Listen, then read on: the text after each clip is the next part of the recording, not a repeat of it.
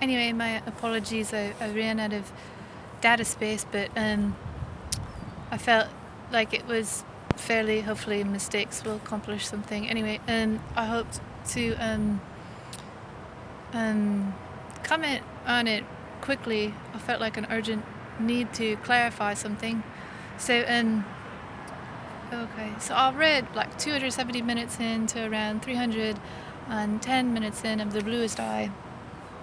And I was also reading this in conjunction with Rabindranath Tagore, How Do We Become Sadhana? How Do We Become One with the Universe? And also Friedrich Nietzsche as Homo. How does one become what one is? So first off, I liked that Toni Morrison didn't create the white police officers as too extraordinary. I think so much about contemporary media has a claim that it's only valuable if it's very, very extreme and very, very pornographic. So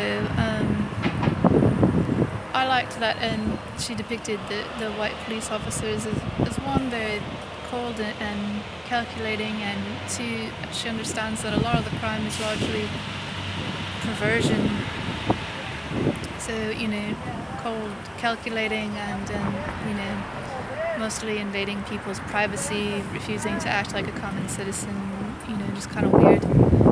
So that I thought was done well, and really kind of getting into what that edge of what white supremacy as a criminality is. And then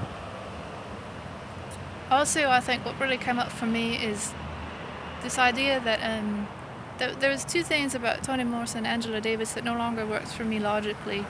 Something about it, the logic didn't work too well for me. I went through several YouTubes of Angela Davis, and one, when you're around Angela Davis, it's about peoples, and that to me is too reductive.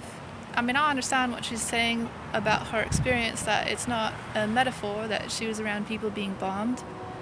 And so I understand that for her, her experience is, perhaps one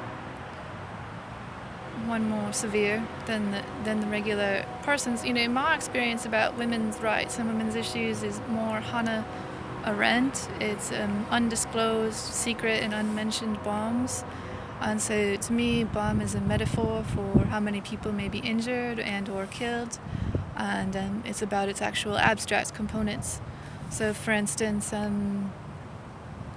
this atmosphere contains so much bleach, and there was, variables of so many people affected. But that situation of being bombed wasn't, being direct, like an explosive. It wasn't an explosive. It was delivered by other means. So to me, when I think about bombs, I think about population theory, I think about diet, I think about that type of stuff. So to me, I've seen very, very horrendous things surrounding torture, people torturing themselves, drinking themselves to death. So, my experience is a little different than armament. So for me, I find her reasoning in some way, from an Arendt standpoint, when she tries to become too invested in food justice, she wants to create an idea that veganism or not taking any life is going to alleviate the human condition, and I don't find that true from a Hannah Arendt standpoint. People want to hurt human beings because it's a human being. Granted, I will give you that when you talk about peoples, the mechanisms of oppression are, if not the same, how people treat an animal, but it doesn't mean that we're animals, and that if we come into a sense of oneness with animals, that things will be better for human life. So for me, if I had a food politic, it would be abolishing any type of food politic, quite frankly.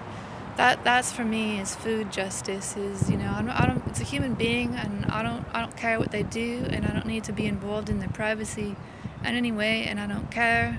It's not a problem. We are a developed and wealthy nation, and we're gonna get through it, and we're gonna fix it no matter what. And I don't No need to judge other people by something petty like a common consumption.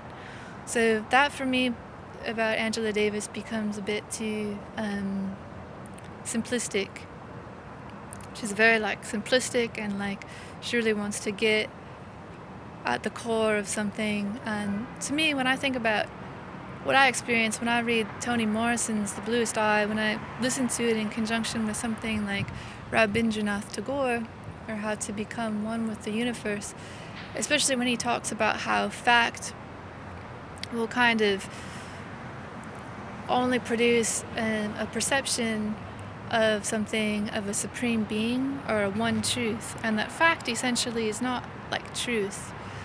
And so I think when you start reading that 30-minute interlude of The Bluest Eye, you start understanding that a lot about religion is one, the regulation of the female body, and how are we going to liberate the female body if we still have regulations for it.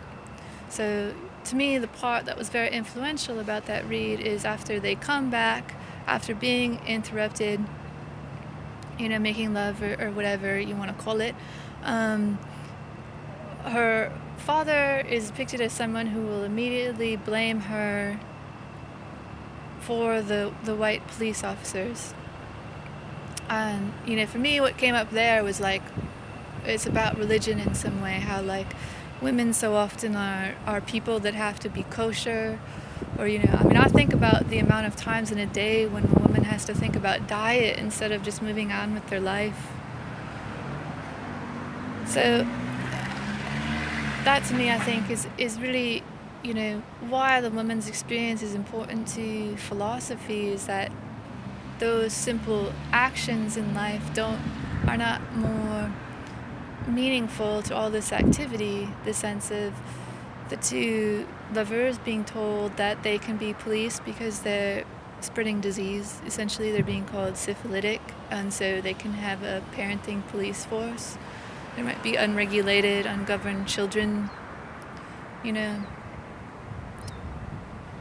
So, in that sense, it's those like small things that are made too small. And I think a lot of philosophical activity largely does revolve around that shift from ideas of pre-colonial,